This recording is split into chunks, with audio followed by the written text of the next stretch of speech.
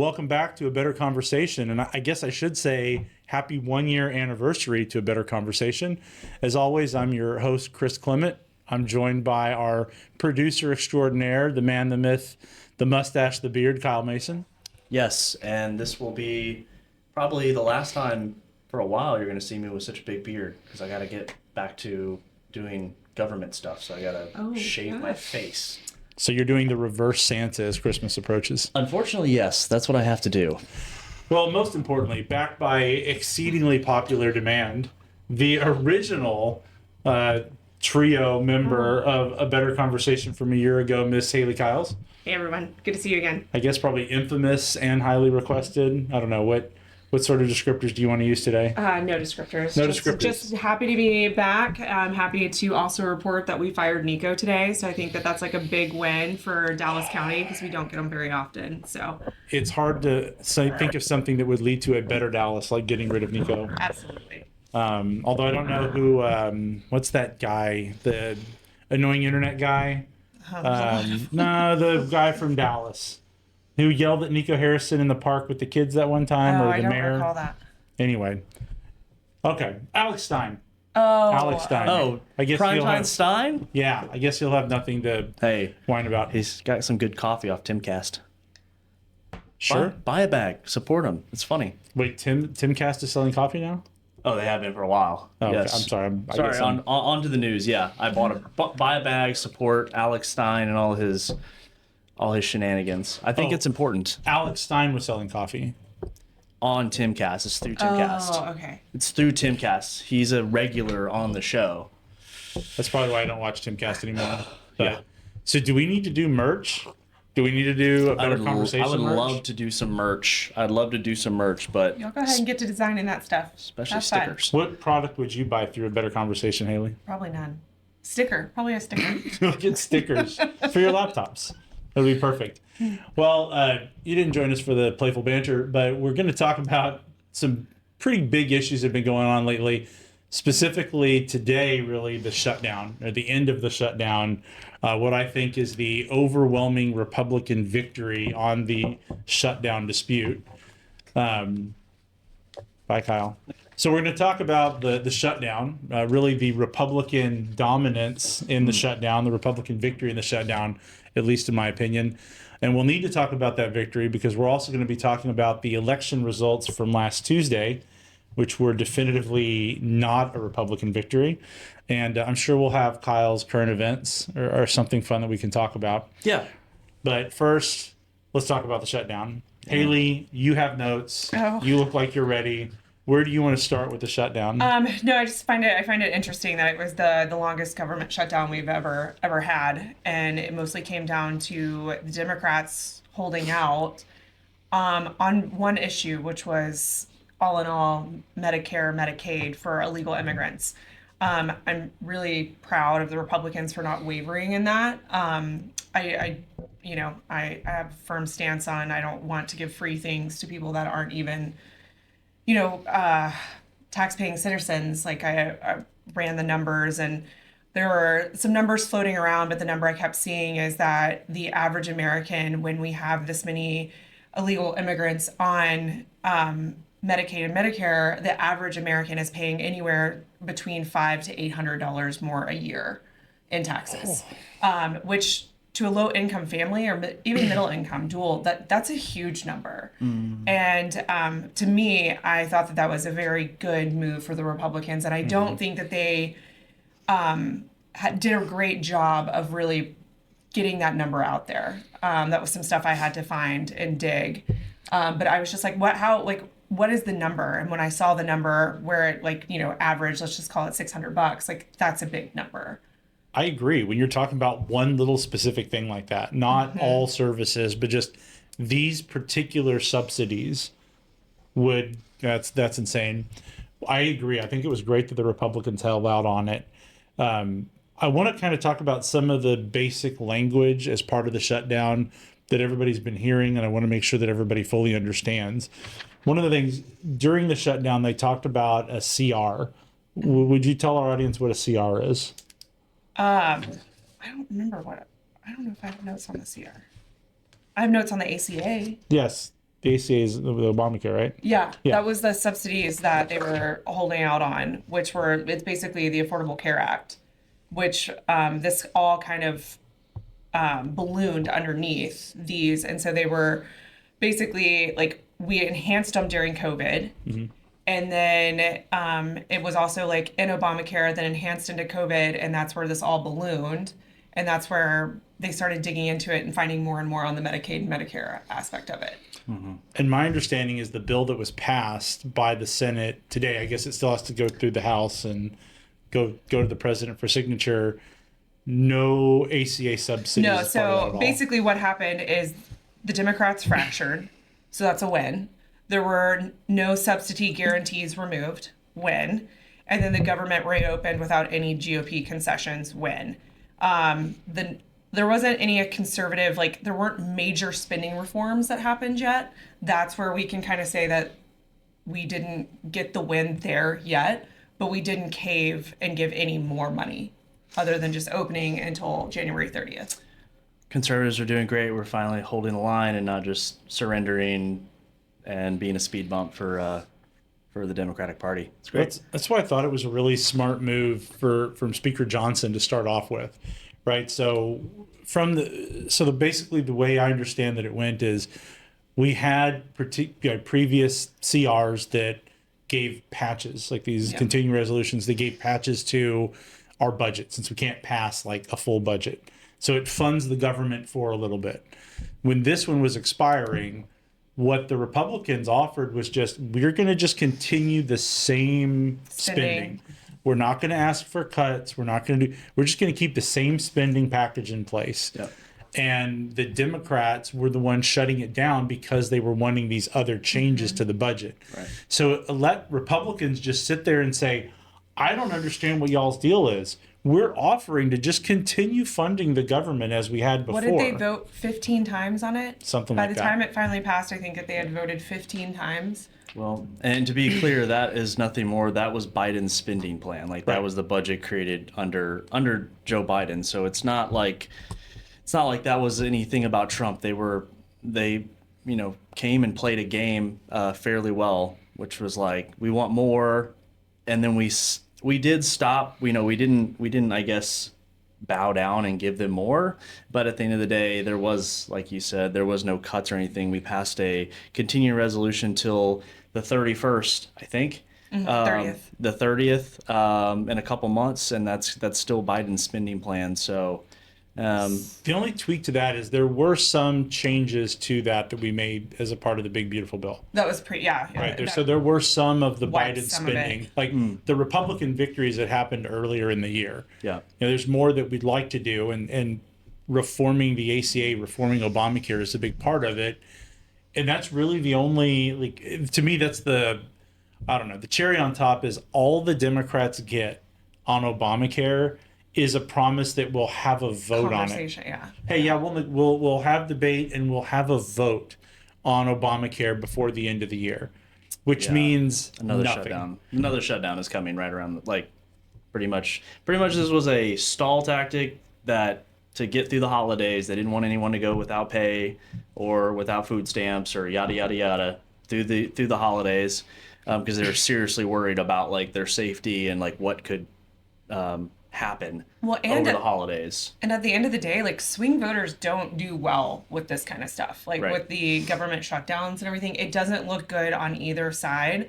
And I think that it really plays into the way that each side is communicating and putting the pressers out. And I was listening to some clips today of the 8 Democrats that broke, and they were explaining why they broke. And I was just like, okay, if I'm a swing voter in any of these states, I understand why these guys broke, but at the same time, I'm wondering, why didn't all of your other fellow members have this same idea? Do you have something on those particular Democratic senators that finally voted yes? I wanted to know. Hey, did you know a Better Conversations on social media? You can find us on Instagram, Facebook, and X. Following us will not only keep you up to date on our latest podcast drops, but will also keep you informed on current events around DFW, including election news, volunteer opportunities, and social events like late cleanups on Saturday mornings or our happy hours throughout the month where you can meet like-minded people in a fun social setting. You can also meet local politicians and activists that are our guest speakers. Follow the links below to connect. Who they were and whatnot, because there were two specifically that are not running for re-election. So you have, I'm going to butcher these names, Maggie Hassan. Nailed it. Oh, perfect. New Hampshire. This vote gives, like, she's running. So I don't. It actually plays well in New Hampshire, though. New Hampshire is sort of like I don't know, it's a weird political state. It's usually blue, but it's a different type of blue. Yeah, and so you have Jackie Rosen in Nevada.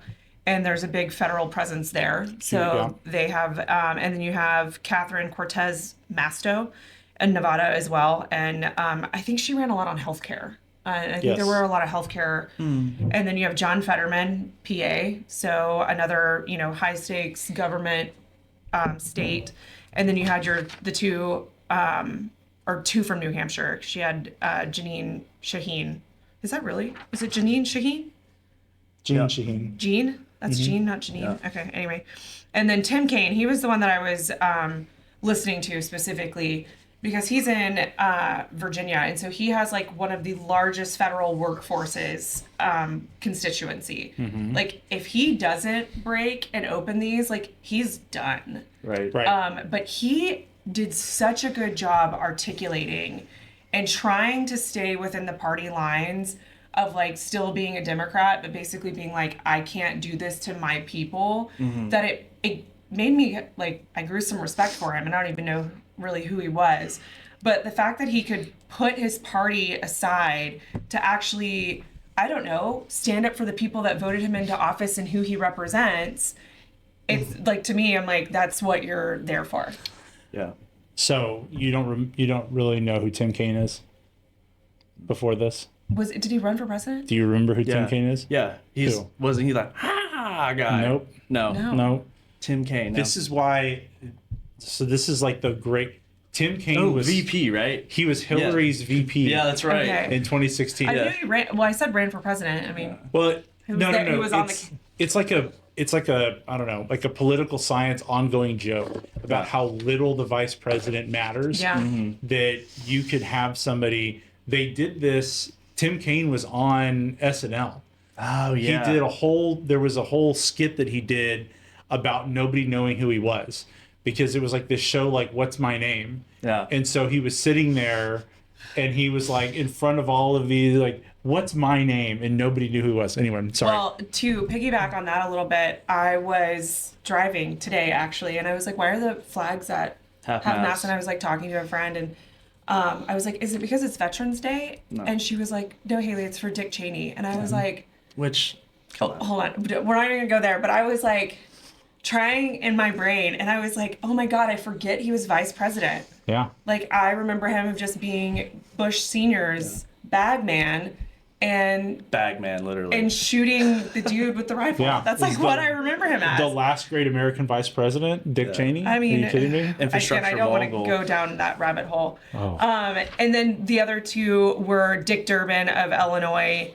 And I was surprised by him. And then Angus King. And Angus King, like Maine is another weird Democrat state. Yeah. So it's one of them that I think it's the one that has like the carve out. And they have a lot of bipartisan voters in Maine, which I find interesting. So it was a hodgepodge of people, to be perfectly honest. Like that list does not mesh well when I think about the Dems. Well, these are all people that are not always lining up to get on the news. These are people, these are operators. And like you said, these people, which by the way, the government is the largest employer in America. And so every state, every senator had like something like, shit, I got to get this thing going. But particularly Democrats were under huge pressure from the union, public sector unions of like, hey, like we get it that we're going to get back pay, but a lot of us don't have 3 months of pay stacked up or whatever, or large portfolios that are paying us dividends and whatnot. They did not take their stock examples. What's that? Yeah, exactly. But like Dick Durbin, for instance, I mean, he's in a very safe spot. I don't know if he's running what his deal is, but like these are very safe seats, or they're not going to rerun for office. So it's like they're kind of taking one for the team and making this big play of like, all right, well, we're gonna go right down. This is for America, and this is, and like, so the Democrats, in, I don't know, we'll see, in the eyes of independents, are like, oh, well, the Democrats kind of stepped up depending on who they're listening to. And that's where the messaging is important. Messaging is super important. Like, Dick Durbin is the one on this list that surprised me the most. That Yes. was a crossover. Like, I was shocked when I saw that.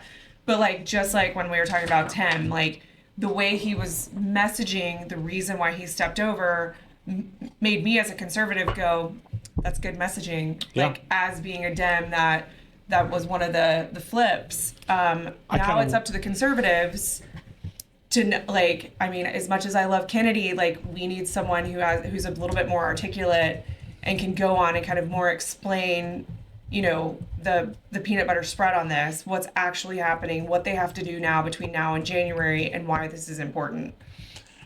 I thought the Republicans, the way that the whole thing was handled was great. I do think that the Democrats that crossed over should get local credit for it. I mean, I think that's entirely appropriate. I wonder if Tim Kaine is kicking the tires on a presidential run in 2028 as maybe like the reasonable Democrat option. So we'll see if anything middle about of the that. road. Yeah, he's just very boring. Yeah. So it's, I don't know if he has the. Well, and again, the I was watching him charisma. and I didn't even put him, like, he was familiar, but I was just Yeah. like, oh, just another white politician dude from the East Coast. Got it. But the things that the Republicans did as the concessions, you know, allowing the, like, okay, we're going to hire everybody that was riffed. I thought that was smart. Saying that, okay, we're going to pay back the states that had to dip into their own budgets to keep certain federal programs going. I thought that was smart. Yeah. Like, everything that the Republicans did put themselves in the extraordinary reasonable position for Americans. Well, they were able to shift it. Right. Like, at the very beginning, it was all blame the Republicans, blame the Republicans. And as it moved on, they were able to shift that narrative, which I think with those concessions and shifting the narrative is what gave the moderates of the Democratic side they were able to jump ship because the narrative was shifting. If they would have shifted, or if they would have jumped ship in the beginning when it was just like everything we heard was this is all the Republicans' fault, I don't think that they would have had that soft landing that they did today. Yeah. No, I agree. What you got there, Kyle? They only fired 4,200 people during the shutdown. Another missed opportunity. They're all coming back. They fired nobody during the shutdown because part of the CR was they're all coming back. Well, are they all rehired? I thought those were explicitly trying to fire people, like not furloughed or anything, but like try to fire them. Everybody that was riffed during the shutdown is coming back. So if it was a reduction of force, they're coming back. If they were fired for like, I don't know, like performance issues or something, I don't think it would apply to that. But if it was just, hey, we're firing all of you as a reduction of force as relates to this, all those jobs are coming back. It's a good thing. It's a good political move. I know you want to fire them all. No, I don't want to fire. I don't want to fire them all. There are other things, other ways to fire them. 2 million people work in the federal, for the federal government, and we have this policy where we can always hire, but as soon as you start to fire anyone, every district judge jumps in like, you can't fire these people. I mean, this thing is only going to snowball larger. It's like impossible to get any of these people out, and it's like, you know, it's not anything malicious. It's just like, dude, like the more we look at these programs, the more we realize you're not doing anything, you know, and that's why everybody wants a federal job. Well, you can fire them. It just, the legislature needs to act first. If you want to safeguard it from the judiciary, the legislature must take action that the administration the executive branch is going to enforce. The thing that the executive branch keeps getting in trouble for is just kind of like doing things that don't necessarily have, you know, legislative support. Yeah, which means, i.e., nothing's going to get done because the legislator can't. Well, I mean, we just had the longest shutdown because we couldn't agree on are we going to pay people that snuck into the country if they're going to get cancer treatments or not on our dime? So, yeah, the fact that the idea that the legislator is going, in most people's opinion too, I mean, the polls on people's opinion of Congress is so low. It's been low forever. They're just not doing anything. They're not going to be able to do anything. I guess it'd be a good topic, or we talk about getting rid of the filibuster. That's kind of been all the rage lately, is like, are we going to get rid of the filibuster? I generally like when the government doesn't do anything. I'm a free market guy, man. I want market solutions. I don't care if the government does stuff most of the time. There's very few times where I'm excited that Congress has acted. To circle back and kind of close conversation on the shutdown real quick. So, like, I think politically where this lands is, like, the conservatives won the leverage battle. Like, we won the leverage battle until we get to January 30. I do think that we won because we made the Dems, their number one concession was up. And, like, to bring up the filibuster, but before you did that, you brought up the judges. And that's where something I asked Chris about the other day, and I don't know if you've had time to look into it, but, like, all the judges that are coming in, and I don't know who appointed them or who they are, that are coming in and saying, no, you're shut down, but you have to fund SNAP, or you have to do this. Who says that we have to do any of that? Where does it say in the Constitution or wherever that we have to fund SNAP? And honestly, speaking of the government not doing anything, why are we not doing a deep dive on people who stay on these benefits for their entire lives? I was listening maybe to Matt Walsh or something today, and the other day, and he was talking about how the government incentivizes people to stay on these programs. We help, like, if you make too much money, you get kicked off, and that too much money is not enough money to necessarily, like, why isn't it like a bracket? Like, if you make this and you go over this, then this is how many SNAP benefits you get. Like, it's kind of like a moving target, where eventually you're taken off, because then you are making a livable wage. But until then, we'll, like, baby step you until you're, but it's just, what is it, 40? It's a crazy number. Can you look up the number, how many people are actually on SNAP benefits? 40 million people roughly receive I thought it was some amount 42 million, and I was going to say that, and it makes me sick to my stomach. It makes me sick to my stomach too. Like, the fact that there was going to be, like, but no kings. Right. The fact that there was going to be people unable to make it through the holidays if they couldn't get free government food this is, again, like, why I don't like when the government does things. Like, this is a condemnation on our culture. Have either one of you ever seen the movie? It's a boxing movie called Cinderella Man. Yeah. With Russell Crowe. Yeah. So there's a scene in that movie where they're so hard up during the Great Depression that he has to go get government money to turn the lights on and buy his kids some food. But when he makes some money as a boxer, one of the first things that he does is he goes back down and he gives the money back, right? Because he was so ashamed of having to take the government money to make ends meet that, he wanted to pay the government back because he's not a bum. Yeah. And we don't have that as part of our culture anymore. I mean, there are whole swaths of that 40 million that want to go on social media and with long acrylic fingernails brag about how much SNAP benefits they get, how much they're making a month. Like, that's part of just a cultural rot that I don't think there's a government solution for, other than just taking the benefits away. Well, I think we have started slowly trying to do that with the work requirements of, like, Section 8 and things like that. You have to work. You have to apply. If you don't have a job, you have to apply for so many or whatever. But then you only can do that for so long, where you have to start working 20 hours, and then you only get so much over a whatever span. So, like, that has been a huge thing, and I think that will that will really help. But the SNAP program is inflationary to everybody that's not on it. If you don't use your SNAP, you lose it for and those people will go out and buy the food and then sell it at half price or whatever to other people. The fact that and also it's glaring in everyone's face that if you are on SNAP benefits, you are more likely to be obese, because you're eating too much and you're eating processed foods, and it incentivizes people to overeat or eat high dense caloric food. That is inflationary. That is why beef prices are so high. That's why food prices are so high. If you dial back, part of the reason. Yeah. It's a huge, it's I don't know exactly the percentage, but it's part of the reason that people just go out and buy it, whether they're eating it or not, or reselling it, or shipping it overseas, or whatever they're doing. All these different scams that they're doing. This is hurting people even more when you don't get it. You're paying for it via debt, and it's inflationary, and it does have to be looked at. The problem is, I don't know.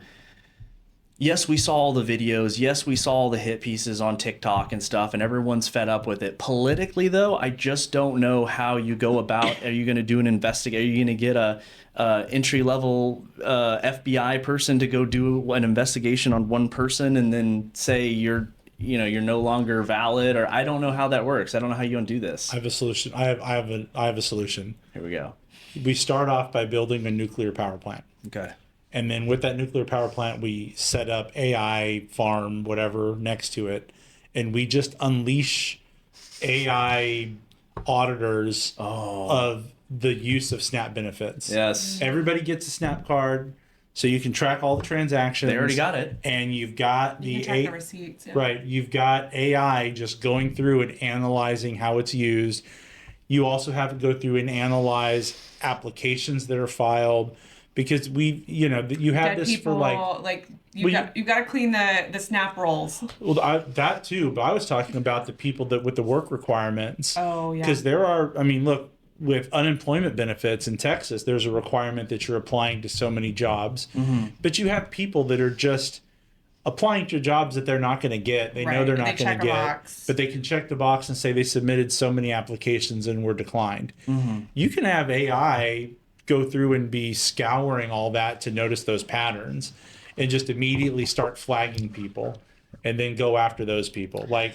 That to me is a use of AI to get rid of some of that waste, fraud, and abuse that we have in social services. Well, and I also think with social services specifically around this is that we look at all of the immigrants that are on it as well.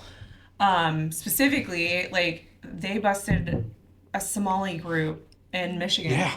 That were buying all of this stuff, everything that they possibly could, and then they just ship it back, and it's all for Somalia. Yeah. And it's infuriating. It's very frustrating that we have homeless vets, we have homeless people, we have all of these, but we have these people taking advantage of our generosity and our dumbass programs, but Yep. And they know it, and they're here specifically to do it. Yeah, they're like, hey, this is pillage time. They are the essential Vikings of this century. They hold classes on how to do it, for how to do it and how to skirt the system. Yep, it's really sick that and it's not. Here's the problem: it's not going to stop because there is an entrenched bureaucracy and political class that benefit from this. Kind of the most easiest is Ilhan Omar and her district, right? Her district. This is where it happened. This is where it happened in her district. And I think the veil is being pulled back, but they're adding more veils. More veils. More. Yeah, you got to cover up. But they're actually thinking about you can only need one eye. Women only need one eye to see. Agreed. Yeah, y'all are dangerous with depth perception. Can't have women with depth perception. Although the veils are coming back. You're seeing them in church now. That's true. That's starting to come back. Seeing them in the Catholic Church. Yes, but they're very nice. So yeah, I think the AI thing is great. I don't know if there's actually the political will. I feel like, again, these politicians, they need an issue to bicker about. They need them fixing these things is the equivalent of a drug company actually fixing a disease. Not to get too conspiratorial, but it's just well, if we actually fixed Obamacare, if we actually put forth some, concepts of a plan, it's like that could fix the issue. Then what are we going to argue about? That's really my take on it. They could do stuff too if they didn't make these bills 18,000 pages long. But they have if bills were just 1 to 2 page of it's this and you don't have all these little things slid into it, they actually could get things done. But because they're It's too corrupt.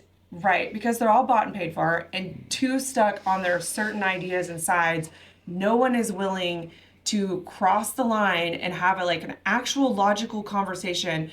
Like, we're all three conservative. We're all three completely different types of conservatives in the way we think and we process and we do things, but we're all willing to sit around and have a discussion as to why we all think Chris is wrong.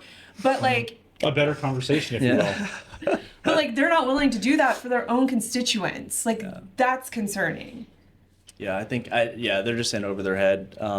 Most politicians, it's all about the staff. I think that's exactly what it is. But I think a big problem that They're we have idiots. is that we have a lot of people that are elected that are in over their heads. Yeah. They don't know what they're doing. They don't understand it. They couldn't, I mean, because again, you said there are 2 million employees of the federal government. Right. How many programs, how many agencies, how many things is the federal government involved with in doing? Just everything. Right. Absolutely So- everything in your life. Well, let's just put this practically, okay? So we have Beth Van Dyne here in Dallas County. Of all of the things that the federal government is doing, how many things do we reasonably expect Beth Van Dyne to have enough expertise on about what the government's doing and what the larger effect on the market is for her to be able to go propose meaningful legislation 1 to to fix 2? it? Right. I would say the committees that she would sit on, I think that'd be, and which are what, like one, like usually they're on Yeah. like 1, 2, maybe 3, right? Yeah. So what you end up having is you have all of these people that are split on all these different committees doing all this different stuff.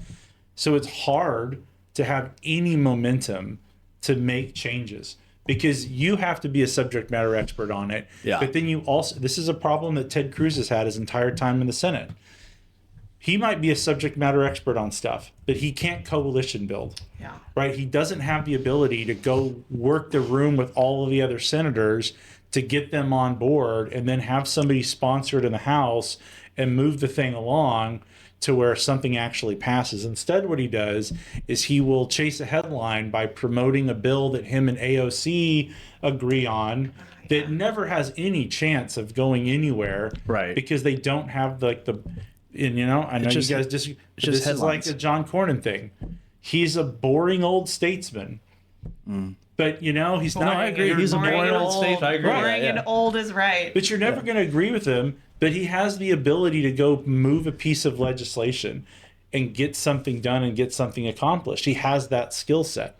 There's not a lot of people that we have now. I wouldn't disagree with that. There's an article that I started to read in the Free Press today that said that the fight that we're having right now amongst the Republican parties is the conservatives versus the content creators. Is that you have these people that are actually trying to implement some sort of consistent conservative policy. Like they actually have an ideology that they're trying to advance. And then you have this other group that just needs the clicks and the likes and the views because that's how Do their you have world any is monetized. specifics on, like, did they call out anyone specifically on, like, the social media side? I didn't finish Okay, the article. I was I just- saw like the very first part of it. I haven't Okay. read through it. I will follow up with you But on that. how, But yeah. I'm curious, I'm curious. I would like to understand how those people are actually doing anything bill-wise or what they're pushing or if they're even having traction or do we even care who they are? Well, I would say, Or is it just because they're trying to get their clicks for who paid them to get whatever message across? So Yeah. then those people are pushing then the constituents that are watching these, I'm assuming this is how it works.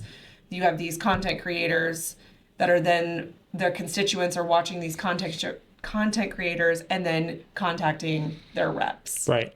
Well, I would use Dallas County as a good example.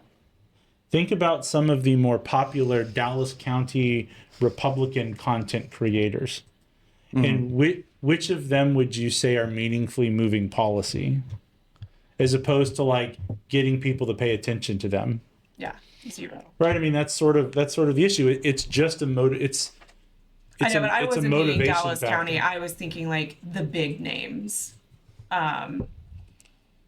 because I'm trying to think of like who I watch and what I've been seeing them push, and there's only one topic I've seen pushed. Crowder's in Dallas. Yeah. Yeah, he would be like the only one that would be big enough, I think, to make an impact that's in Dallas. But I don't think that Crowder, I mean, from what I know of Crowder, I don't think he's really in the policy space, and he's never like put himself out to be. He's more of a cultural person than he is necessarily a policy thing. I think that when you think about content creators and we talk about policy, content creators are affecting policy or trying to affect policy, but not the way that a senator would do making a speech on the Senate floor. Content creators are trying to meet the voters where they're actually at, creating a stir, creating a story. Yes, it's about clicks. It's about that 15-second reel.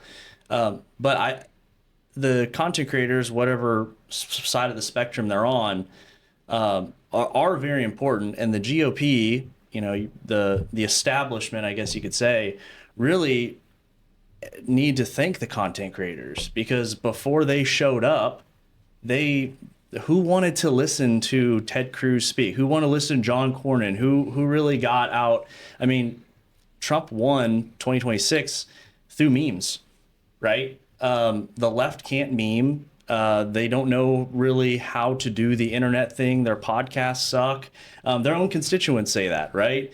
The only big names they have on the internet are people like Hassan Piker and Destiny and like those 4 dudes that were the limp wrist dudes that are like, one of them got caught being a misogynist and they're eating each other alive. Right, so like you're like, I don't even know who you're talking about, I don't know but any like of those people. that affects. They get millions and millions of views, way more than traditional media gets. At this I guess point. what I think more on the content creation side specifically, because it's newer, is I think of like the Charlie Kirks of the world, and like he was someone that I think that was actually influencing policy. Yes, and he was. Yeah, he's at the top of the list for sure. Influencing, like I think Trump needs to get like Trump owes him 2024. But like the when I think about content creators, I think about him in Dallas again, Allie Beth Stuckey, but like she's more on the, religious side of things. Here's an example. Alex Stein. He's from DFW, okay?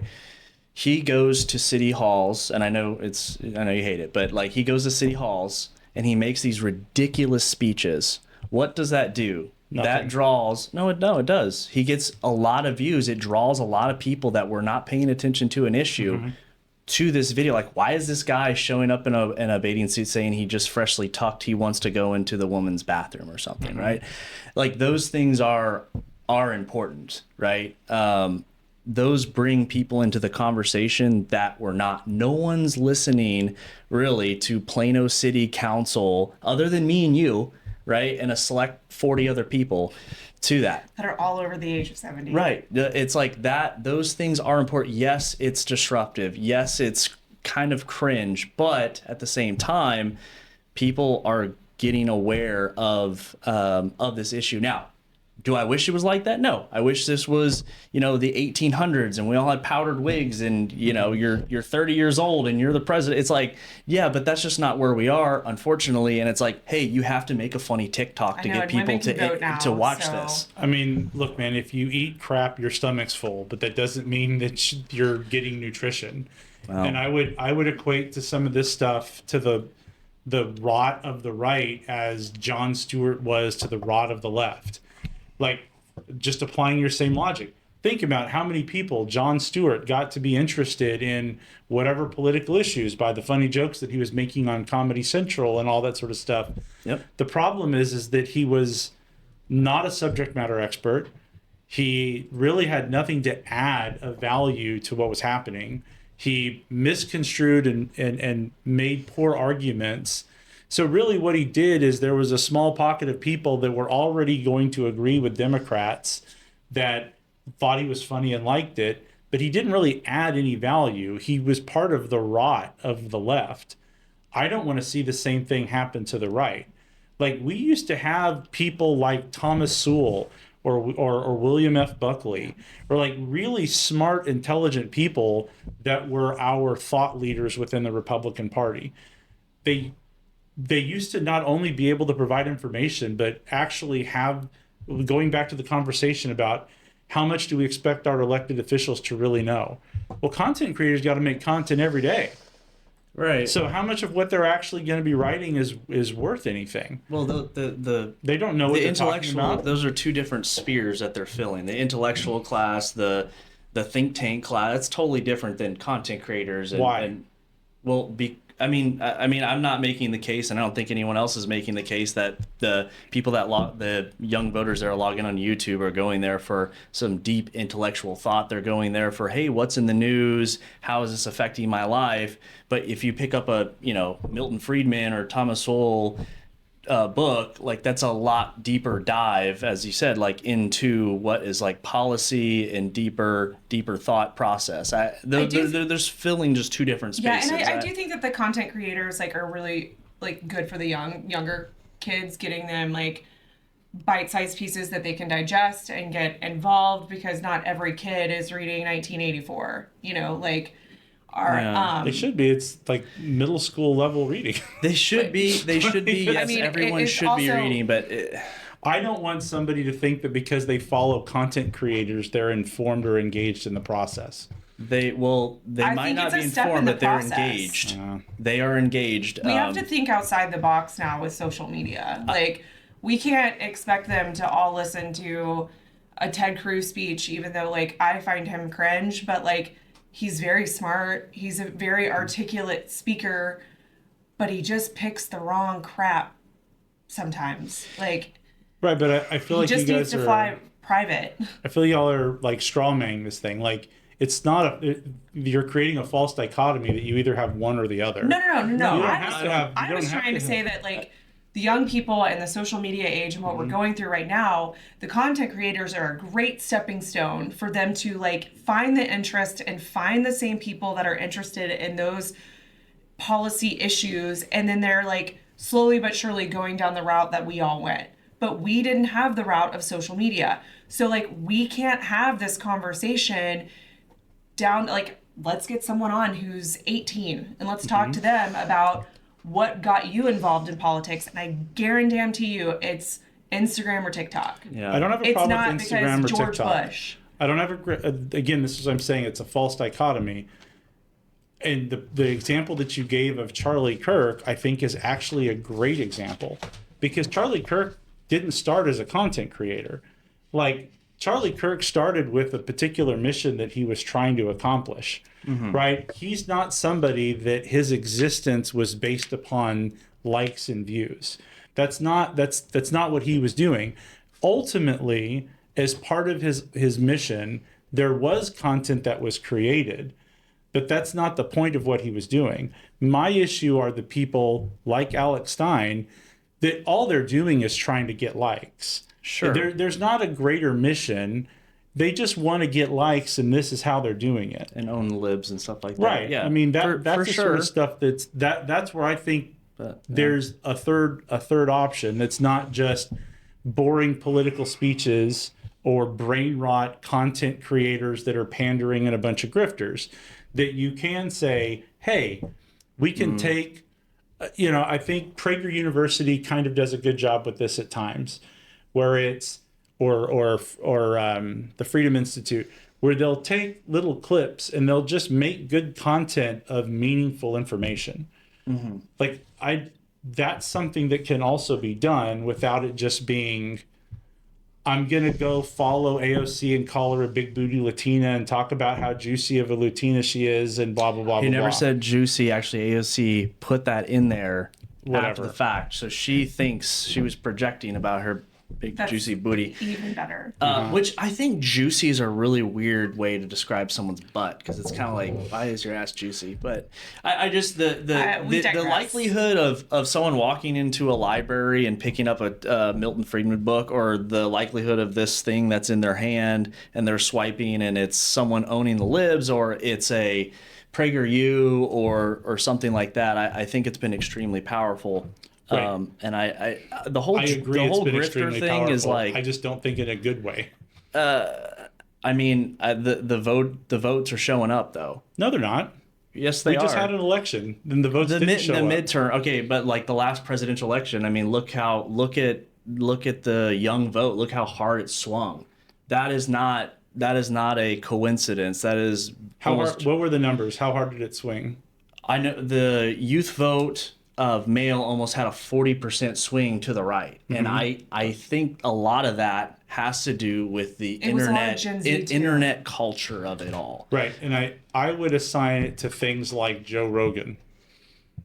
Could be. It's the biggest podcast in the world. I'm fine with Joe Rogan. I think the Joe Rogan stuff is great. It's long. I mean, it's actually kind of not short little clippy things. Yeah. It's long form 2-3 hour content where he's bringing in subject matter experts. Well, I think a lot of that goes to Turning Point. Turning Point. Yeah, I think I agree. Turning Point. The college things that they were doing, the speakers they were bringing on, the series, like all of that, and like even Crowder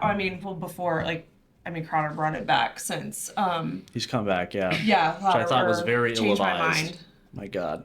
I mean, it's a little soon, but I think like a lot of that swing is credited to those Turning Point specifically. I completely not sure agree. where Turning Point's going now, but Yeah. pre-assassination, I think that swing is 90% accredited to them. And that's exactly what my argument is.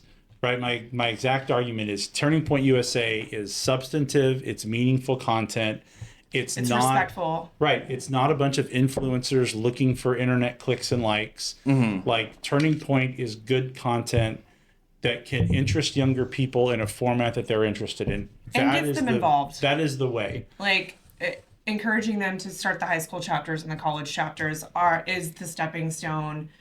That's been pretty sweet, yeah. Of them getting like fully involved and staying involved, because then you're around like-minded people. Right. That's awesome. Well, we talked about it briefly, but I guess we can dive into it a little bit more, which is last Tuesday's election results. Woof. Yes, woof indeed. So we're not gonna go over the specifics of each race because you have Google access just like we do. Yep. But long story short, Republicans lost almost everywhere across the country. Like a shellacking. Here in North Texas, most concerningly, is you had Senate District Seat 9, I believe it was, in Tarrant County, which was Kelly Hancock's seat pretty comfortably for a while. And the Democrat was the top vote getter and got really close 48%. to actually taking the seat. So for those of you that don't know, when you have a vacated seat, like when Kelly Hancock was appointed to be the comptroller, the interim comptroller, in Texas we have a special election. And a special election is my favorite type of election where everybody just runs together. If you want to run for it, you just run for it. It's everyone together. If somebody can get more than 50%, congratulations, you won the election. If nobody gets to over 50%, then the top two vote getters will move on to a runoff. And so in this case, you really had one Democrat who ended up getting the most votes, and then you had two Republican candidates. Yep. Now, the two Republican candidates, if you add them together, had more votes than the Democrat. So perhaps this is much ado about nothing, and Lee Wamsgas, I think. Something like that. I butcher her name constantly. The Patriot Mobile lady, she will maybe she gets the John Huffman vote and is able to beat the Democrat in the runoff. But the fact that the Democrat almost won that election should be concerning in Tarrant County. In Red Tarrant County should be concerning for everybody. And who is the Dem? Like, what's the back? I know that. Yeah, that's a good question. T-Mobile lady. I have the answer on my magic phone here. Okay. Well, so the other Republican, because I remember that, is John Huffman. Right. I knew John Huffman, and then Patriot Mobile. Yeah, just like broadly speaking, I think that I'm not so convinced. Yes, turnout was really bad. Taylor Remmett is the Democrat. Any sort of background of anything? Yes. No. For first I'm sure time he runner. does. I don't know. Like, I don't know a lot about his Came out of the background. blue. Unfortunately, I was not following 9 all that closely. Yeah, I just didn't know if anyone might. Well, if it's there was out a of name our- recognition or anything like that. Yeah, if in bad traffic, it's 2.5 hours away. So Yeah. or $25 in tolls. So don't get me started on that.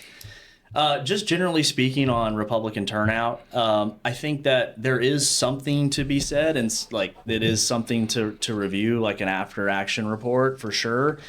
But I mean, let's look at the bigger races that are taking the top. New York City.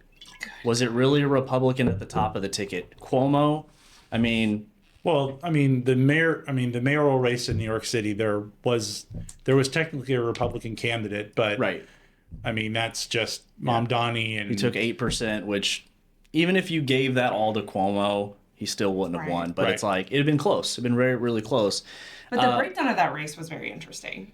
The Yes. breakdown, pretty much if you were an immigrant, or if you were a first or second generation immigrant, you voted for the immigrant. If Right. you were native born, you have several generations living in New York, you voted for Cuomo. And again, this is what the great replacement theory that was happening, and it was, but it's happening and it's good. This is the playbook. If you import enough people, they will have children, they will get green cards, they will be allowed to vote.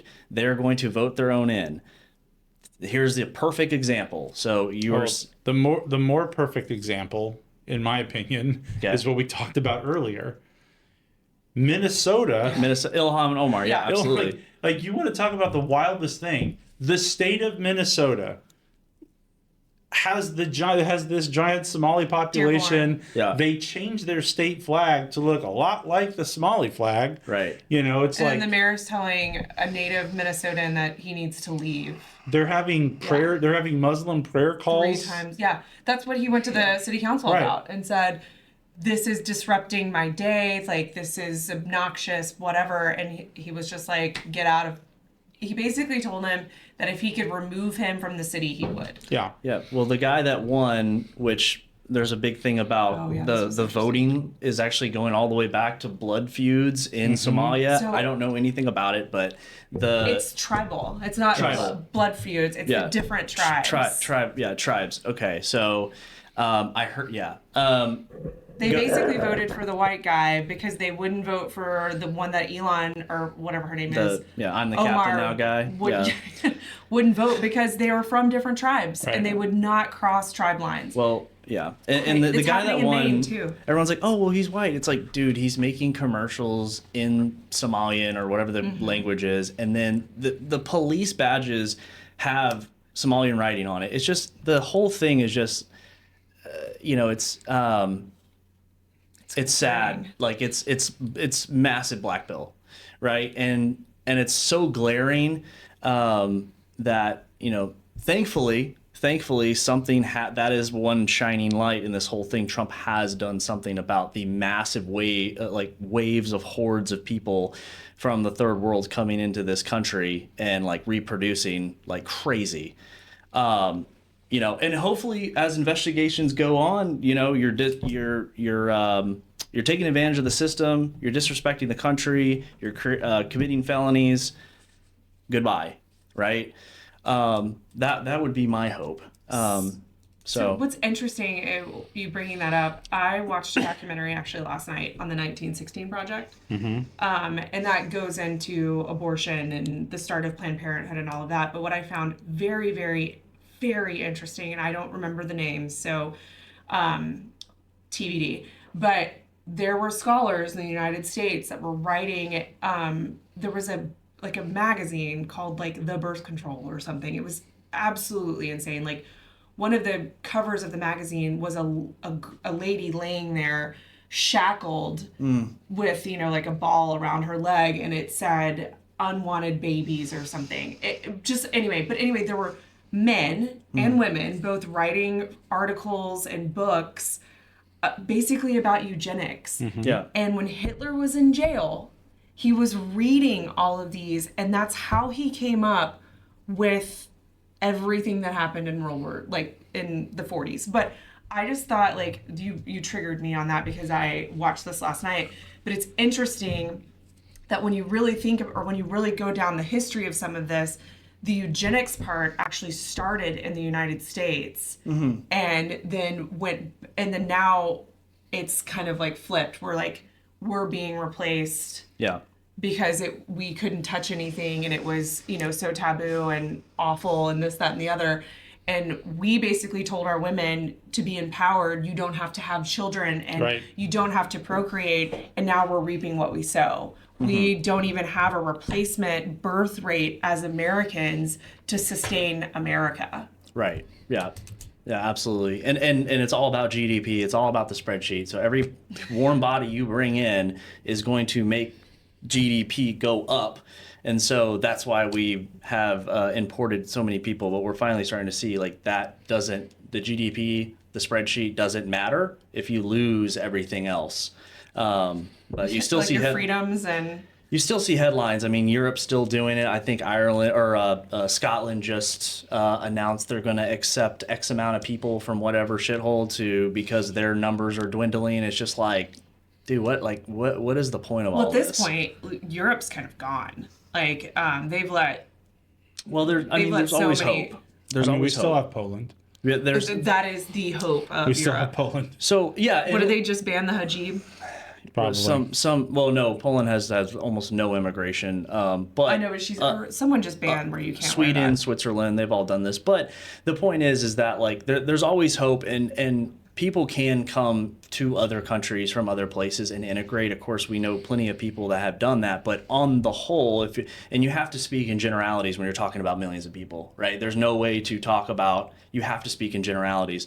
Generally speaking, people that come into this country don't necessarily assimilate, especially when you place them in communities of only their own people of the country they came from. And so that's been a huge issue, and I'm praying for New York, not in the way that the news is talking about or Republicans are talking about.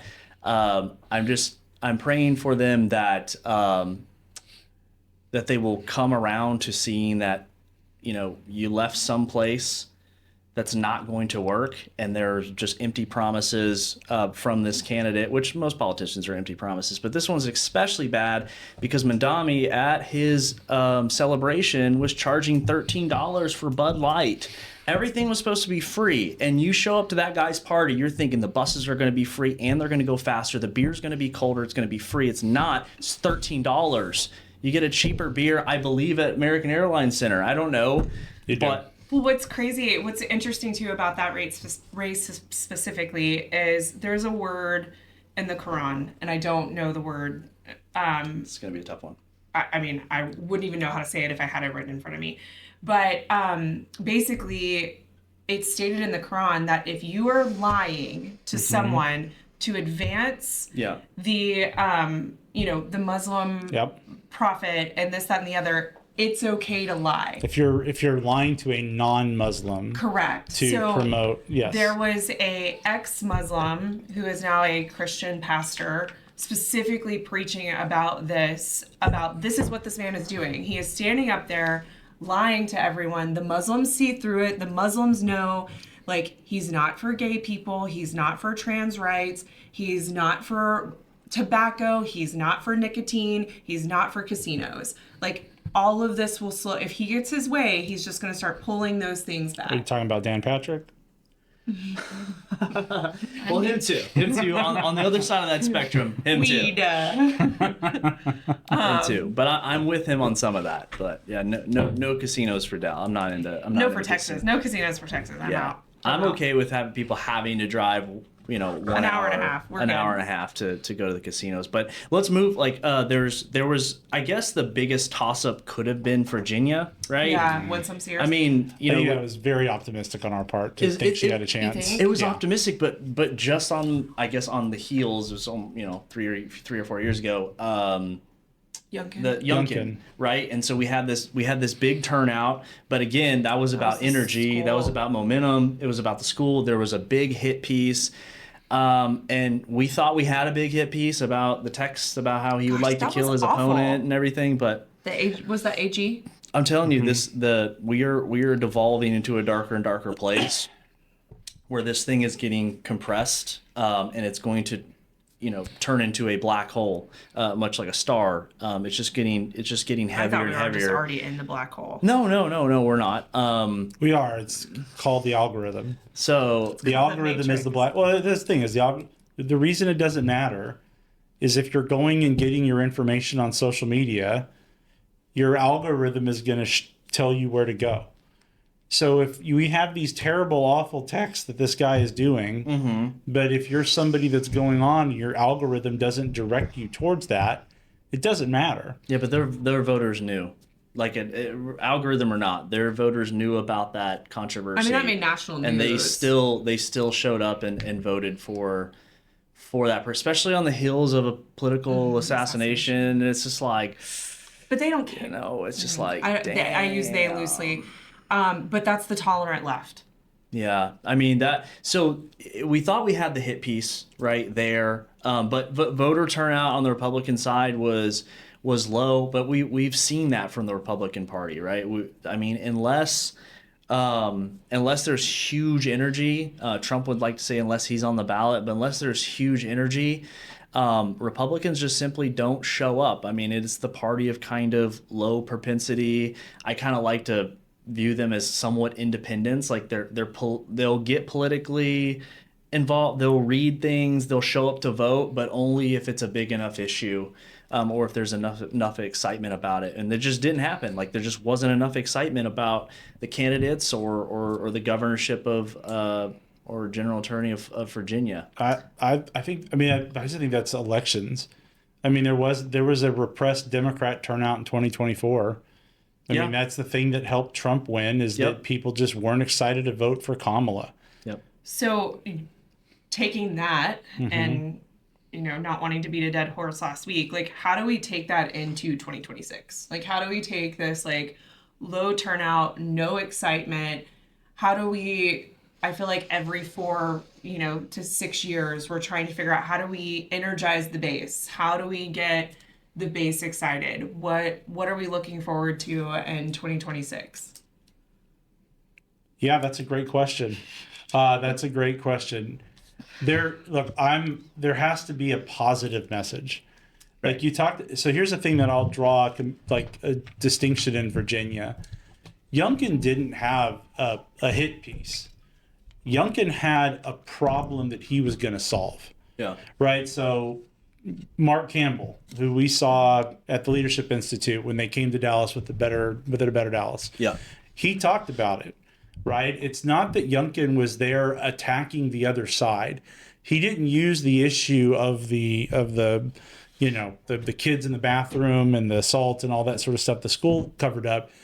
He didn't sit there and like club his opponent with it. He said, here's a real serious problem. No one else is addressing it. I'm going to take care of this. Mm-hmm.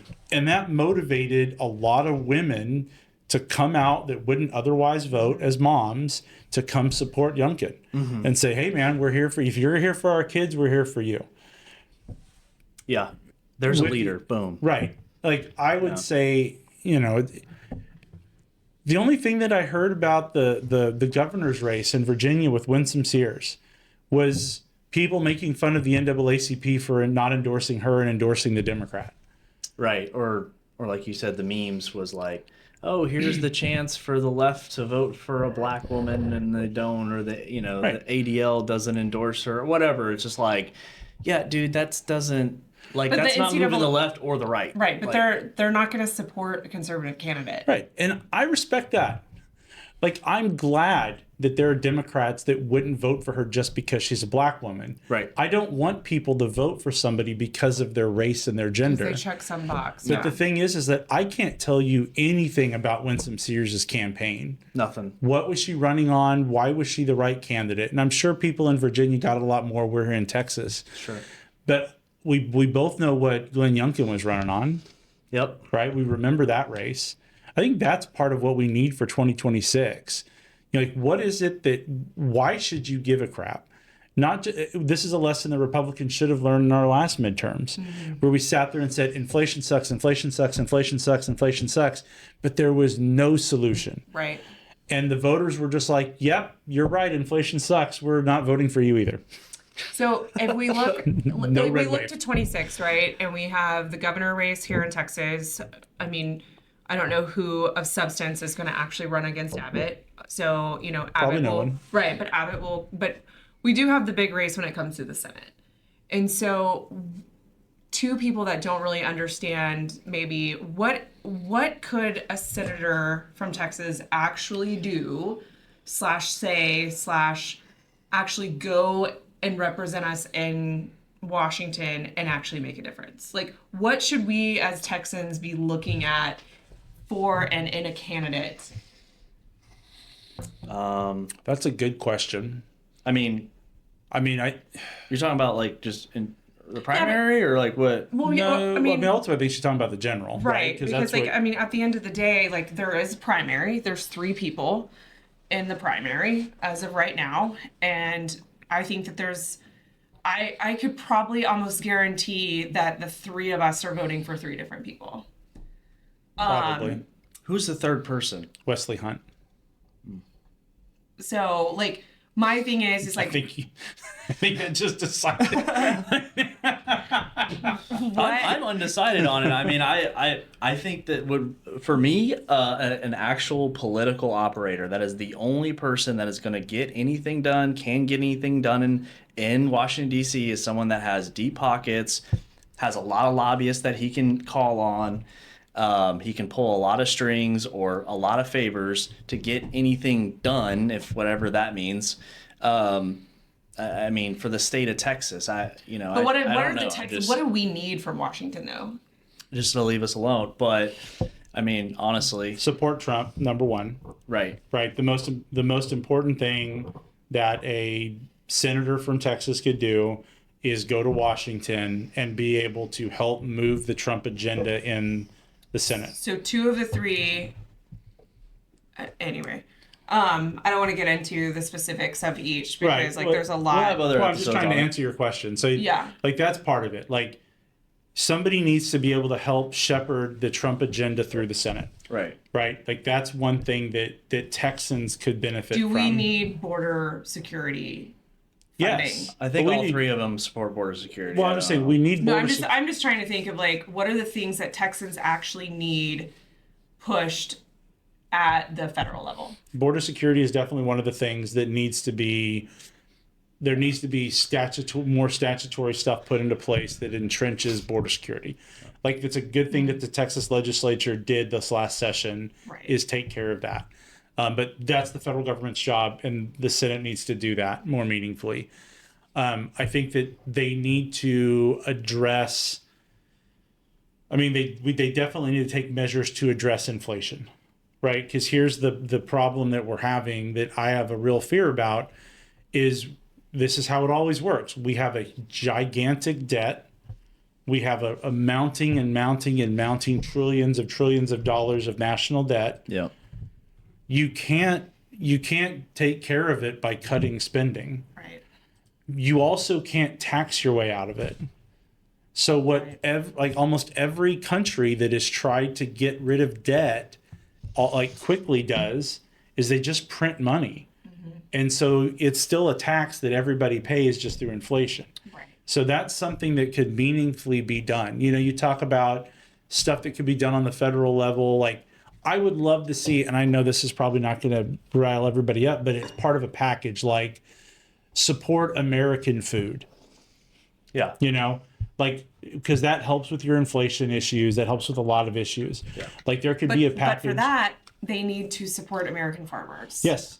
Like that goes down to like what we're doing and taxing and Correct. the cost and the regulations of all the stuff that we're doing to the American farmer. Exactly. And this is protectionary tariffs on some of the agricultural industry, the food industry, the meat industry, busting up these cartels that are forming with the meat processing They did launch an investigation. and all that sort of stuff. Like that's meaningful did? stuff.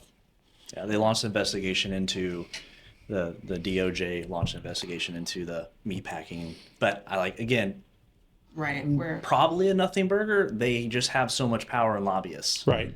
I mean, but back to Haley's point, what's the number one thing I think that everybody is frustrated with is just how expensive everything is. Yeah. Right? I mean, everyone is irritated about how expensive everything is. Gas went down, eggs went down. Right. Nothing else. Right. And so it's a matter of like, okay, well, what can you do to fix that? And I think if one of the Senate candidates in Texas sat there and said, here is my anti-inflation plan for you. Here is what I'm going to do to help this country lower inflation. That might be something that gets people motivated.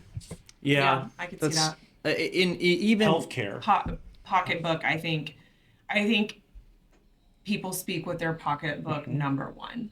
Yeah, and I mean, even if it's like just a laundry list of things that realistically can't get done, or they wouldn't be able to get done, it's all about the word and how you delivered it. Don't go over the top though, because like that's kind of what Biden tried to do when he was like, a chicken in every pot and that whole like FDR kind of thing, and people are like, dude, I don't want you putting a chicken in my pot, but thank you. I don't even know if you knew where the chickens in the pots So, were.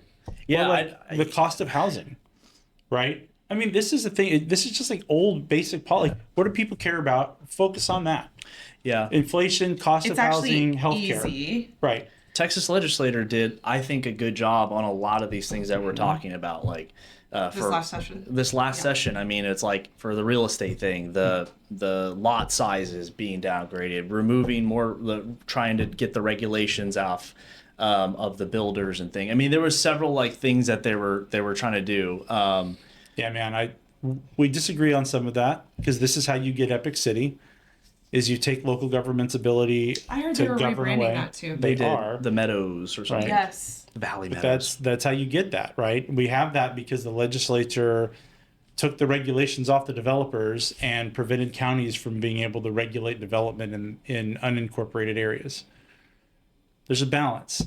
Well, Epic City, any developer can go build a city or a neighborhood and say, "Hey, I want Christians to move here. I don't think that has anything to do with lot sizes or anything like that." But I mean, there's other things that the legislator did. I think that again, it kind of shows the effectiveness of if you have a not a super majority but a strong majority, there are things that can get done. But as far as, and it just sucks because responsibility constantly gets thrown up, like, hey, let the next level handle it. We can't handle it. We don't want to handle it.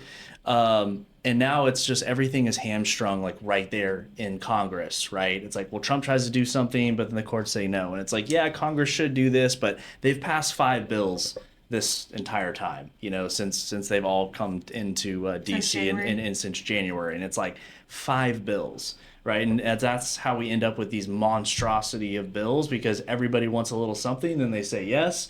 Like you're never going to have like a 2-pager. Like that's done. Those days are done. There's a few things that can happen that are 2-pagers that it's like no one disagrees with, but probably like another war or something. I'm sure that would be a hot take, or let's build a new fighter jet and all 50 states are going to be able to build the 2 bolts out of it or something. So, but that's, I think Texas is a great example of things that can get done and problems that are being addressed, the water, things of that nature. So taxes. I was actually going to ask if the agreement with Mexico on water on the Rio Grande, is that with the state of Texas or is that federal? That's a federal issue. I don't know. That's a federal thing. I don't know for certain if it's federal. It It might actually be an agreement with the state of Texas, and because they were required to give the state of Texas a certain amount of gallons per year, and they're behind on that. Because you can't. Some of those can be states. I know states have that with water supply between the states. I'm not sure about the deal with Mexico. Yeah. Oh, okay. Anyway, I was just curious. But I think that's like the common sense of just going back to it. But this is where it all falls apart. Yeah, it's this water debt. That's what I was wondering is if a senator, if it was federal, could a Texas senator help push getting Mexico to get, wash away their debt? Well, here's the thing. Even if it's not a federal issue, this is the great thing about how our system works. Like, even if it's just a state issue, if you have one of your U.S. senators that, I mean, we all know how these different, we know how the money flows. Yeah. We know how the staffing all these people work. If you have a U.S. senator that is deeply interested in a state issue, they can apply a tremendous amount of pressure to make sure that that happens. Yeah. They may not be able to cast a vote, Sure. but they can certainly talk to the right people to lobby and to arm twist to make sure that something happens. Yeah. I think the fundamental problem, and all of this is just a matter really of what the incentive structure is. There are lots of very common sense things that can happen between now and 2026 to motivate Republican voters and to get the public excited to vote for Republican candidates. I think the common sense things are the easy cherry pick. Like, they're the easy wins, and they're the things that matter the most to people. They are. That they understand. Except for the people that are writing the big checks to make donations, right? Because you've got your West Texas billionaires that have their idea of a white national America or Christian America, whatever it is. And so, yeah, hey, look, they're going to promote that, not these issues that may matter to like your everyday person. Folk. And so then all of a sudden the people that are running for office and making content are going to be focused on those things because that's where the checks are coming from. That's sort of the hard part. You talk about Trump. I don't think it was Trump memeing in 2016 that got him the win. I think it was the fact that Trump didn't need money from anybody. Yeah. He could just do it himself. Well, I think that to correlate that to Texas, that's Abbott. It's Abbott. Abbott doesn't, I mean, Abbott's sitting on a $87 million war chest right now. And so, I mean, by far the best campaign slogan ever, let's roll. Like, genius. I love it. I need a yard sign that says rolling with Abbott immediately in front of my yard. But I'm curious to see what Abbott does. Like, last session, it was all about school choice, property tax things. I'm curious to see what his big item. It seems like it's it seems like property tax. Eliminate property taxes. I mean, that's what he talked about in his campaign launch. Okay. I didn't listen to it because I was so distracted by Let's Roll that I couldn't concentrate. Unfortunately, I don't think that's going to be an issue that's going to get everybody excited to vote for Republicans. Because I think mind-boggling to me. Well, it is and it isn't. To a homeowner, that is mind-boggling. Right. Especially when you look at the property taxes and how they're broken out. I'm not saying, like, I don't necessarily know if we can eliminate it, right? But it's the school tax. Yes. The DISD tax makes me want to vomit. Well, because I know that they spend money so irresponsibly. Correct. But yet I have to foot that bill for a ISD that I would never send a child through. Right. It's a matter of messaging, right? Yeah. So if your messages eliminate property taxes, there are going to be lots of people that I think sensibly will say, well, where are we replacing that money? Yeah. Right? Like, how are we paying for stuff if we're not going to, because I don't want, remember we had this deal with Don Huffines when he ran for governor. Yep. It's like, okay, you say you want to eliminate property taxes, so then where's the money coming from? Am I going to have to pay higher, like, sales taxes? Yeah. Am I going to have to pay higher gas taxes? Am I going to have to pay an income tax? Like, where's the money coming from? Not doing that. So that's where I think if it's a matter of eliminating the M&O taxes as property taxes for schools, the messaging has to be, we're going to make it part of the state budget. Right. Right. We're taking the onus off of Texas homeowners, and we're making it a part of the whole state. It's part of the state's budget. Like, I think messaging like that might be helpful. Right. I just and still that's don't. where I think it comes down to messaging. Like, I'm not saying that you need to wipe out my entire tax bill, because I still need, services from the city of Dallas, even though I do pay for most of them, but whatever. But, like, I need them to keep up with the roads and things like that, and the things that they're responsible for, and the police, if they could ever figure out how to pay them properly. But, like, when I look at my tax bill, the amount that goes to DISD is over 50%. Right. It's absurd. And this is also bad Republican messaging, because I rent a house. I pay more in property taxes than you will, because I have no exemptions. Right. And so Right. you have to pay it to your landlord through rent. Correct. And they're going to, you're Right. covering their taxes Right. through your rent. So it's higher. Yeah, exactly. And so that's the thing that's never really messaged as part of all of that either. Right. Where it's like, okay, well, we're not just eliminating your property taxes, but if you're renting a house, if you're a renter in general, this may save you money on your tax. Right. Your It should rent. if you have a decent landlord. Right. But it's still, I think stuff like inflation, but again, on the other side, like we talked about it still comes back to, well, you have the moneyed interests that are writing the checks to fund the campaigns. So what do they want? What do they want? What do they care about? Because it's not property taxes. Because it's not property taxes. And the thing about social media is you can talk about social media influencers, but they have a pretty limited set of people that they're really influencing. You know, another thing that we learned from the Leadership Institute training is that there's not really any advocacy that goes on social media. Most of the people that are interacting on social media have already made up their mind. Like, yes, can you influence new people to the mix? Sure. That's a very small amount of people. Can you influence young people? Sure. They are very low likely voters, right? The majority of people are still going to care about the ads they see, the mail they get. And I know that It's so bizarre. it is, but it's also a matter of like which part of the demographics older people vote the most. So it's a matter of like, okay, what do I need to do to reach those voters? I need money to do that. I've recently started picking at a rabbit hole of trying to see what the predictions are going to be after the boomers fall off. Like how voting, it's interesting.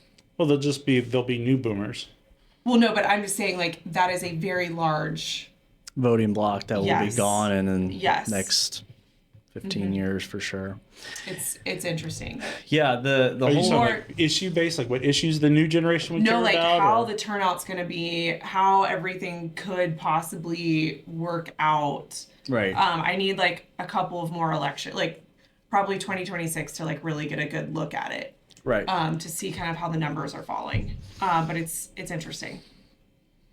Yeah, the messaging, taxes and insurance too, I think is something that Insurance is a scam. that needs to be addressed, because that is the one of taxes, right? But we've kind of tried to cap it and readjust it in the state of Texas. But insurance by far is like, it's out of control. We've talked about it before. There is abuses in there. Those have stopped. Those have gone way back. You're talking about higher deductibles. You have to meet higher premiums and things of this nature. But the cost of insurance just to have a home, and you're not even really getting to use the insurance, there has to be something done about that. It's crazy. Every single year, this thing ticks up and up and up. If you don't even use it. If you're not even using it, I've never never filed a complaint. never used insurance on a property, Right. you know, because it's just like Well, homeowners insurance exists for mortgage lenders. for mortgage lenders. That's what right. it's for, right? It's But not. it's so expensive, and especially in Dallas County as well. Like it's county based too. And like to your point, Kyle, like I think the rates in Texas might be one of the highest rates It's high. in the United States, and a lot of that has to do with how many uninsured motorists we also have in For the car state. insurance, yeah, there is, and that, so it's kind of, exactly. There's that issue. There's also the issue of like cars. You know, we had bumpers for a reason. Bumpers were cheap. They were replaceable. They were positioned how they were. But now it's like they have sensoring technology. They come in 5 pieces, and it's like you have a fender bender. It's huge. It's expensive, right? And then you're waiting on parts. I was in a rental car for like 3 months one time, like waiting on like a little plastic part or something, but. Is this during COVID? This was at the tail end of COVID, yeah. So, I mean, you know, it is what it is. But I am interested to see That's kind of what that's the Texas Center, what the messaging is. Because, but like, for instance, hey, let's get rid of property taxes. That would be so cool. The messaging hasn't made sense. I just did a quick Google search. It says, you know, $66 billion in revenue from all the ISDs in Texas. I don't know that number, you know, this is just Google, but I mean, that's a lot for the state to pick up. You know, I don't know what that really looks like, what that number includes, but like what the state is going to be able to do with that off T-Rack. of sales, like sales tax, pretty much. I'd like to see the numbers that come from TREC. The Texas, what is it, like education, TREC or whatever. We've, did you listen to any of the education ones at LLC, like at Summit? It's a whole corrupt organization. I went to the panel, with Mays, Middleton was on that one. Yeah. But I'd like to see if there's even any way for them to untangle that web. And I'm curious if Mays were to get, I wonder if anything like that is on Mays' website for AG. You know, I mean, school choices, I think in the next 5 years is going to really undo a lot of this. I mean, it's going to be absolutely huge, especially when religious organizations, churches, what have you, start stepping up and you start seeing schools popping up everywhere. You're going to start seeing the ISDs kind of unwind. They're going to not need to be hiring as many people. There's not going to be they're not going to have the huge overhead, the maintenance taxes, all these different things. So what is it? Who's over the schools? Superintendent, $400,000 to more than the governor. Tell a bunch of principals to do something. Mm-hmm. Yeah, that's pretty wild. So, and a car allowance and everything else. Yeah. Well, I'd be curious for you guys to like think about like what y'all think would be the motivating factors for 2026, like getting people out to vote, getting specifically Texans, making sure that like we're not letting Texas slip like other states have. So just something to keep in the back of your mind, or if you're talking to someone, if there's anything that triggers you guys that you're like, oh, that would be interesting to bring up to a campaign on that this is important. The candidate just has to not suck relative to their opponent. Like, they have to be exciting. Like, people just aren't going to, it's all about the base turnout. If you have someone that's not exciting and you have someone that is exciting, I mean, you kind of already know which way it's going to vote. Unfortunately, it's not, hey, this one is better on the issue. This one is more, well, it's just like, you know, we're circus and bread people at this point. You know, it's really the lowest hanging fruit for how we are more effective in 2026 is to have the party not eat itself. Yeah. I mean, to be perfectly honest, like that's going to be a big part of how we could possibly do that. Because there are county parties that have completely isolated themselves from their donor base. Yeah. Throughout North Texas. Yeah. Right? There are numerous county parties in North Texas that have completely isolated themselves, largely because of leadership, but completely isolated themselves from the donor base. So it's like, okay, well, the county parties aren't being funded. We have a state party that's being underfunded. You know, where's the support for these candidates to help develop and push them along? Mm-hmm. And then candidates. Right. And then there's no recruiting. Without resources, you can't do good recruiting. Right. You have races where you have people that maybe one day could be a good candidate that are running way too early, that are not developed, that are not really funded. Right. That aren't. And it's just like, you're just wasting that person as a candidate. There needs to be some leader within the party structure that steps up and says, hey, you take a step back. We're going to build you up, right? I'm not, not capping your political career. I want to help develop it. Right. Let this other person run here. This is You're not the sacrificial lamb. Correct. Like, let's build, yeah. Like, that's part of it. But it's just, let's say in a hypothetical that John Cornyn comes out of the primary. How much negativity is he going to receive from parts of the Republican activist class and from prospectively state and local parties where they're going to be anti-Cornyn? They're not going to be willing to block walk. They're not going to be willing to support. They're not going to be willing to do their job to help lift the campaign. Right. And as the top of the ticket goes, the rest of the ticket goes. And instead, what we saw in local county parties recently is a ton of effort going in to impossible races that have no chance to win. Yeah. And so what do? You burn out your volunteers. You have all these people give their heart and soul, and we're going to win it, and we're going to flip this and all this stuff. And then election day rolls around and you've lost by 40 points. Right. And then, okay, those people are really not going to want to be giving their heart and soul again. Yeah. So these are some of the problems that we're having. That's a real easy, low-hanging fruit way that we could help ourselves in 2026. It's just not going to happen. I mean, we always talk about it, right? Like we always talk that like after the primary is when we're all supposed to come together, and it just doesn't happen. Mm-mm. And I mean, hell, I've had to eat crow and campaign and support people I didn't support in the primary, but Right. at the end of the day, the Republican I know is better than the Dem that I don't. Right. That's the whole point of having the party, right? Right. Yeah. That's the whole point of doing that, is that yes, there are some times that you are going to need to be able to help and support somebody that is not your first choice, but is somebody that is a better option than the alternative. Right. Yeah. Absolutely. That's winner take all politics.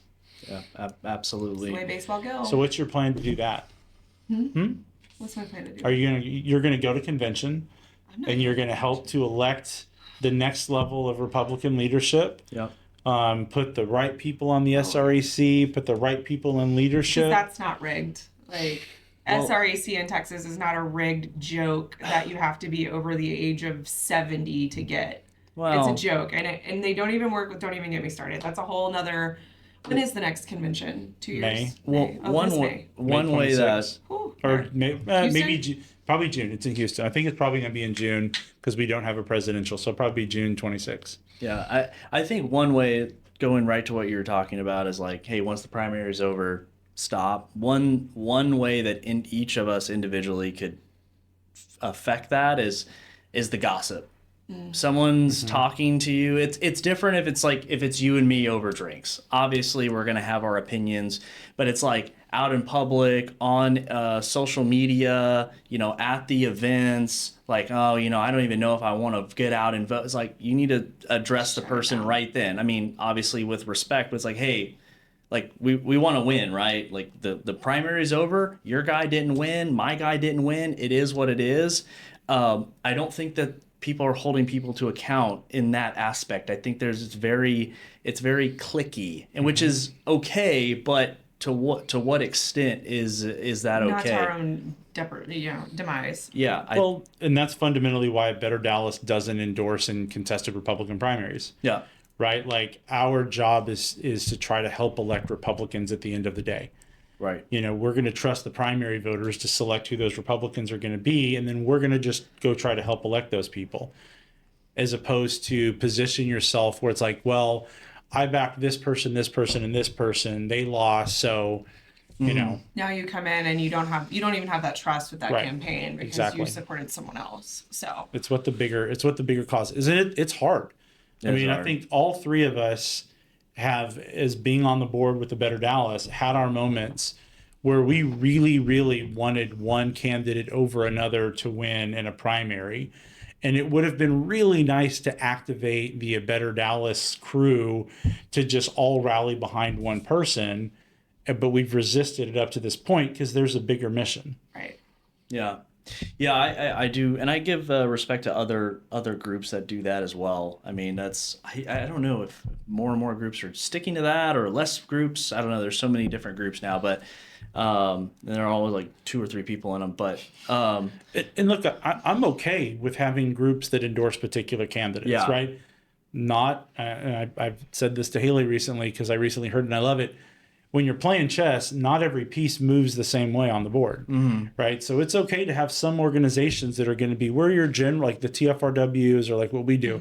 We're going to be generally Republican supporting. Yeah. And it's okay to have other groups like the True Texas Project. It's like, no, we are going to try to promote this particular type of Republican candidate, or AFP.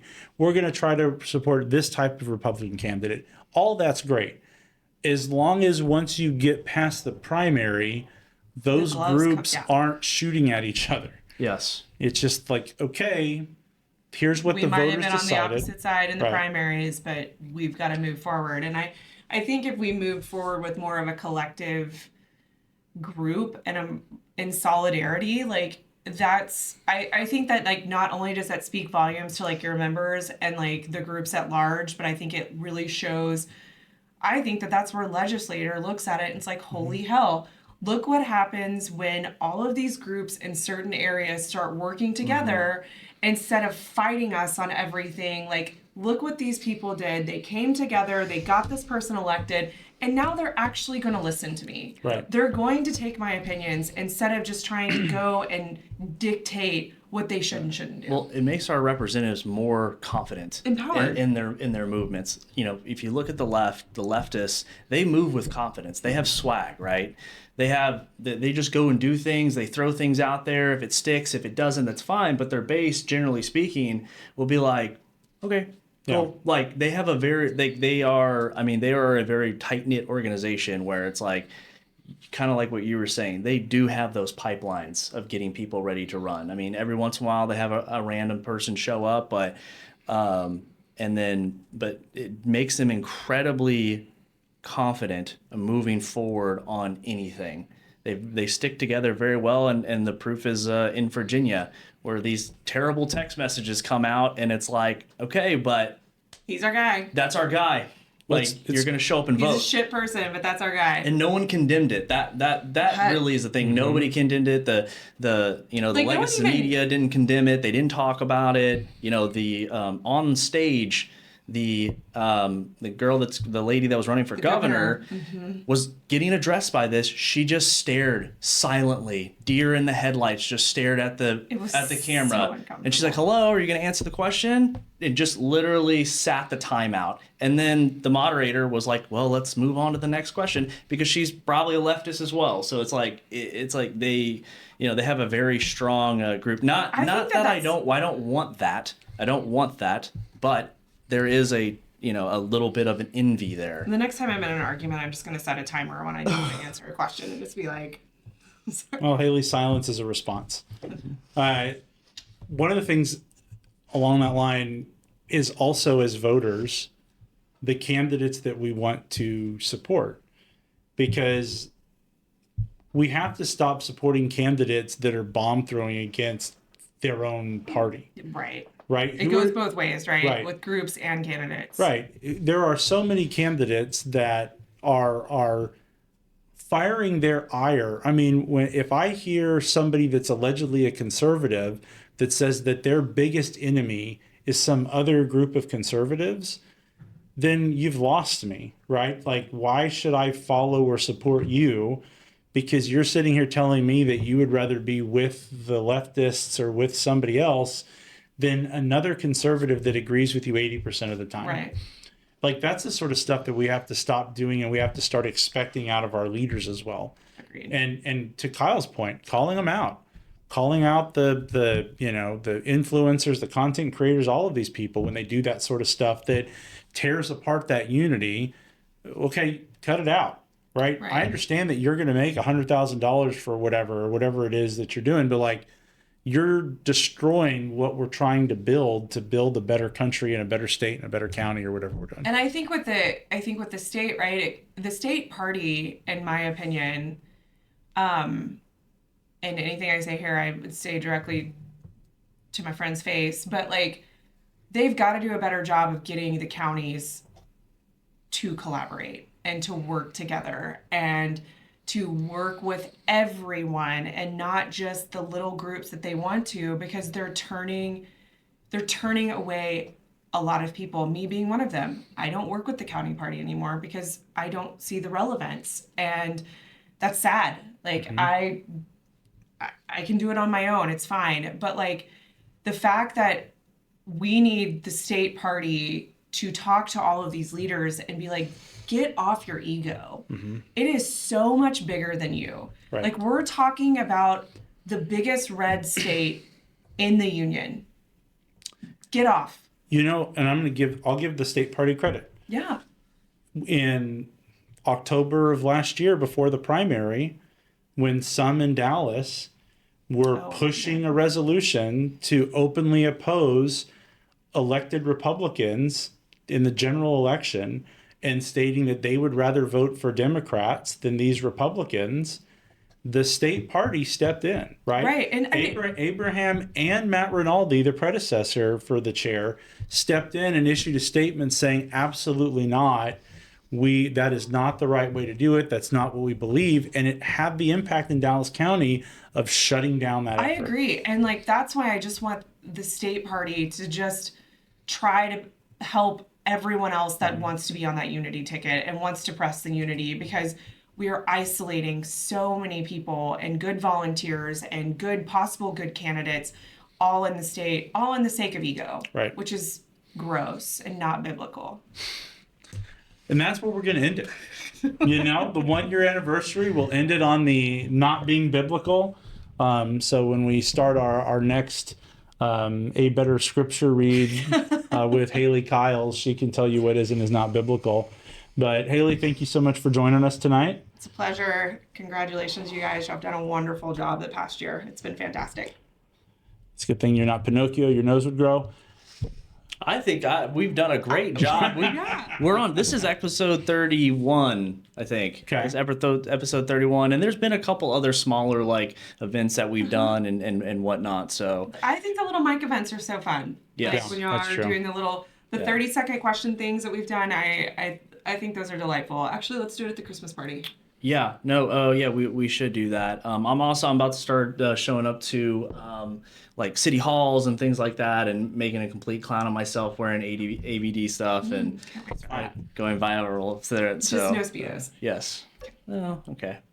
And any Kyle's closing thoughts or current events you want to throw on there? No, I think we touched on a lot of really good things. So I'm all set on that. All right. Well, thank you as always for joining us here on A Better Conversation. To know more about what we're doing with A Better Dallas, go to our website, www.abetterdallas.com. You can also find us on Facebook. You can find us on Instagram. This upcoming weekend on the 15th, November 15th, we have a great community service event that we're doing with the I guess it's Feeding the Pets. I don't know exactly It's the what. nurse organization, though. Yeah, the visiting nurse organization. But go to our website at betterdallas.com. You'll see it there. We're going to help some pets out. Who doesn't love doing that?